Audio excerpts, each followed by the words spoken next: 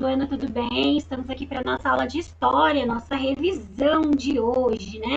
Vamos falar aí de todos os conteúdos que nós estudamos nesse nosso capítulo e vamos aí tirar as dúvidas e fazer alguns exercícios para treinar para nossa prova. Vamos lá dar uma olhadinha?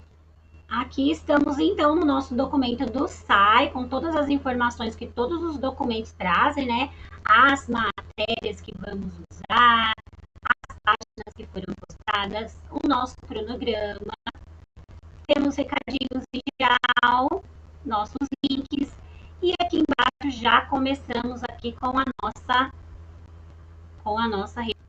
Estamos aqui então, a nossa primeira parte aí, para a gente lembrar os assuntos que nós estudamos em história, né? Diferentes formas de registrar a história. Existem diferentes formas? Sim, vamos ler ali, ó.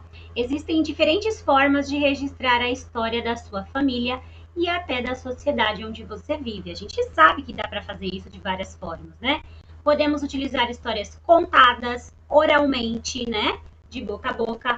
Podemos usar fotografias, músicas, construções e diversos outros meios aí que ajudam a gente a contar a nossa história.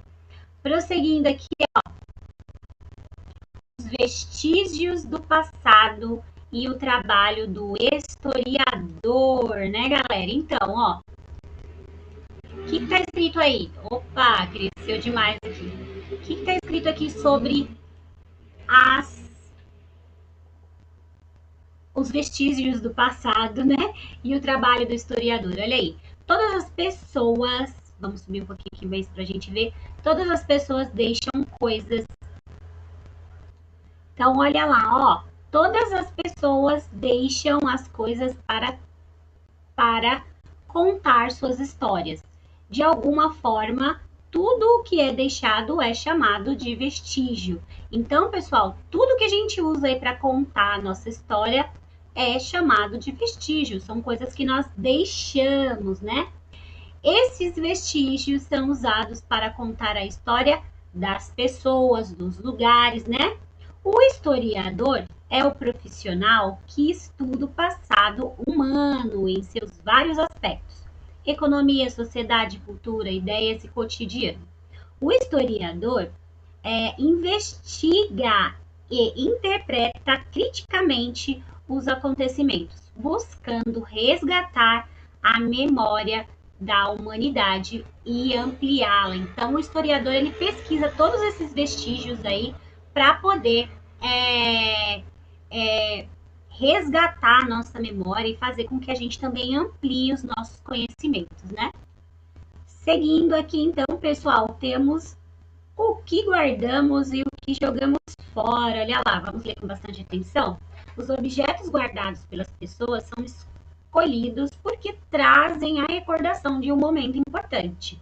Esses objetos podem ser fontes históricas e com eles podemos observar as mudanças que ocorrem em nossa sociedade ao longo do tempo. Então, olha lá, pessoal, muitas coisas que nós guardamos é porque tem um fundo sentimental lá. E quando nós criamos carinhos e por carinho e quando nós temos recordação de alguma coisa, né?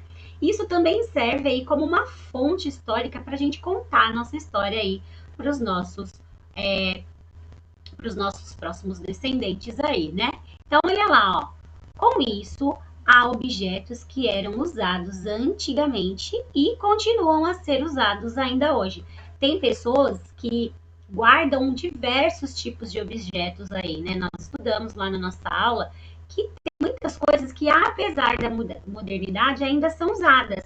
Não só por uma questão afetiva, não só porque tem carinho, mas porque as pessoas acreditam, às vezes, que é melhor, que é mais gostoso, que tem aí, que lembra um pouquinho o seu passado. É o caso aí que nós estudamos no livro do fogão a lenha, que é muito usado ainda, né?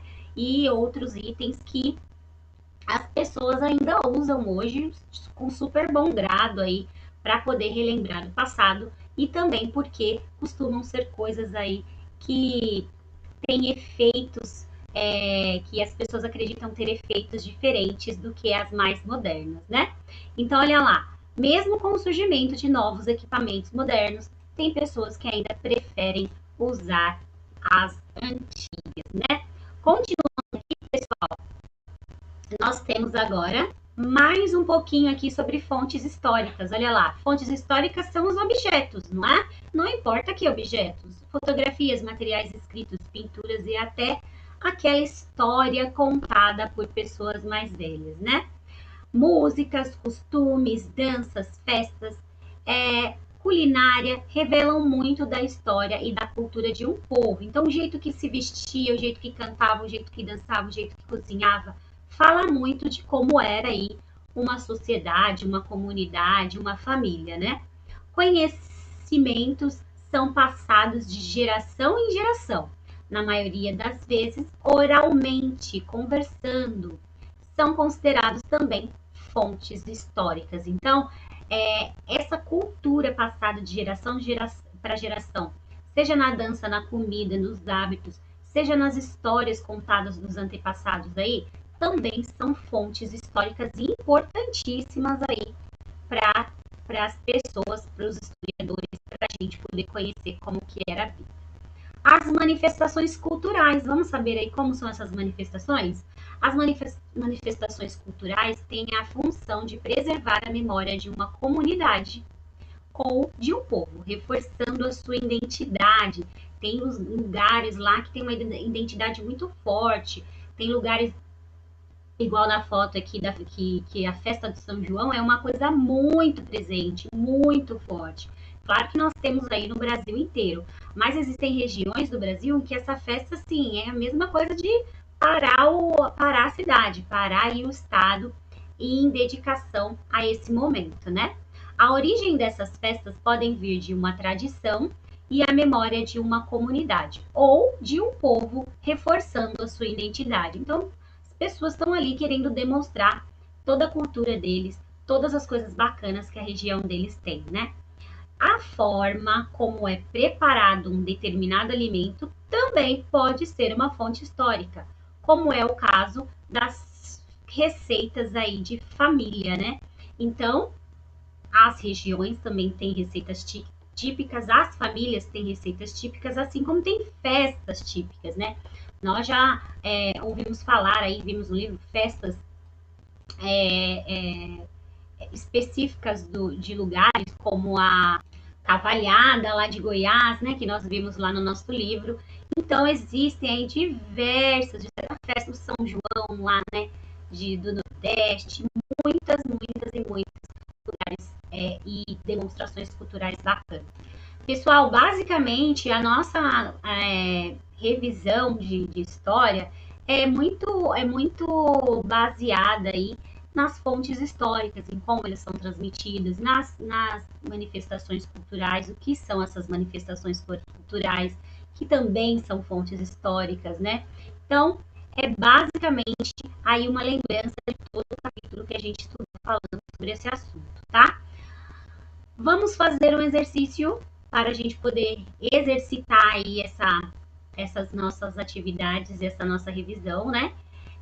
Nosso exercício será feito no caderno de português, está aqui o modelo, ó, bonitinho. Vocês deverão copiar no caderno de português, escrever lá o cabeçalho, colocar a revisão de história e responder apenas 3 perguntinhas para mim. Olha lá.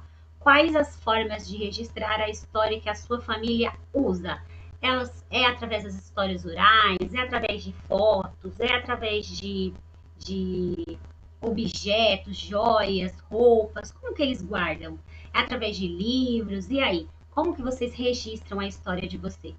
Número 2, quais objetos podemos guardar para contar as histórias das pessoas? Então, coloquem alguns aí, tá bom? E a número 3, existem diversas formas de manifestações culturais, como festas típicas, comidas tradicionais, lugares, etc. Pesquise e dê 2 exemplos de festas ou comidas típicas de uma determinada região.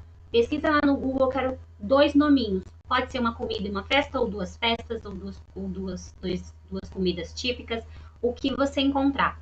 Quero 2 exemplos aí dessas manifestações culturais aí das regiões. Pode ser qualquer região do Brasil e do mundo. Por que não? Pode ser do mundo também, se vocês quiserem colocar algum exemplo aí de comida e de festa, seria bem bacana aí pra gente conversar durante o Meet. E lá durante a nossa aula do Meet, a gente vai tirar todas as dúvidas, vai conversar bastante e vamos corrigir essa lição. Vou olhar essa lição durante o Meet, tá, galera? Todo mundo precisa deixá-la prontinha. Então foi essa nossa revisão de história. Tranquilinha, né, gente? Super gostosa pra gente poder fazer a nossa prova lá e todo mundo tirar 10. Façam com capricho, escrevam com cuidado no caderno, tá bom? Muito cuidado e até amanhã. Um beijo.